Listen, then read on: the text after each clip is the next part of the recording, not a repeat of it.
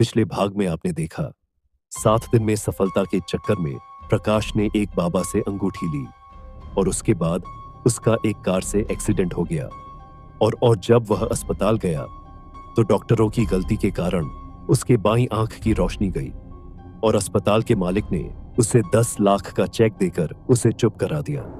जब वो घर पे आराम कर रहा था तब उसको कुछ डरावनी घटना महसूस हुई। और अब आगे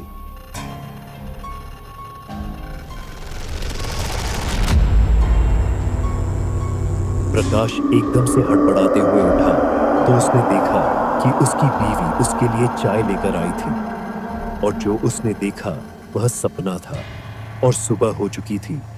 उसने खुद को समझाया कि यह बस एक सपना था।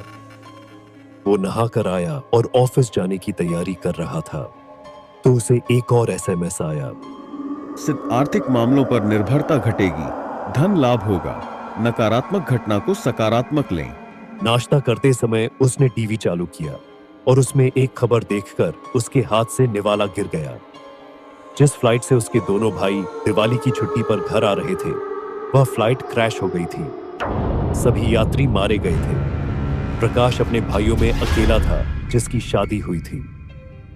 जब एयरलाइंस की औपचारिकताएं पूरी हुई तो पता चला कि एयरलाइंस, इंश्योरेंस और सरकार से उसे लगभग 50 लाख रुपए का हर्जाना जाना मिलेगा।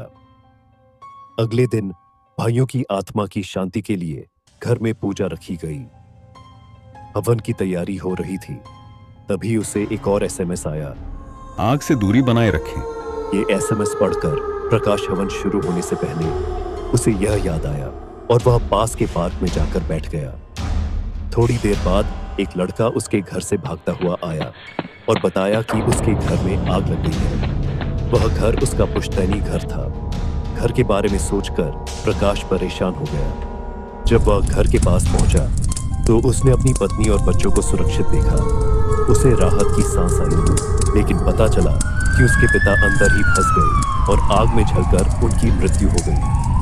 अगले दिन वसीयत में सब कुछ जमीन, घर और जायदाद प्रकाश के नाम पर हुआ, लेकिन इसकी बहुत बड़ी कीमत उसे चुकानी पड़ी। परेशान होकर प्रकाश ने उस आदमी को कॉल किया जिससे उसने वह अंगूठी खरीदी थी। जब उसने कॉल किया तो आदमी ने फोन उठाते ही कहा, मैं जानता था कि आपका कॉल आएगा। आपके पास अब कितना पैसा आ चुका है? जमीन, घर और इंश्योरेंस के पैसे सब आपके हैं।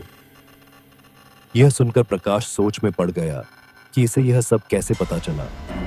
प्रकाश ने तय किया कि वह अब उससे मिलने जाएगा।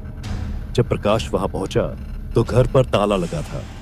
आसपास कोई नहीं था, इसलिए वह किसी से पूछताछ भी नहीं कर सका और वह घर की ओर लौटने लगा और फिर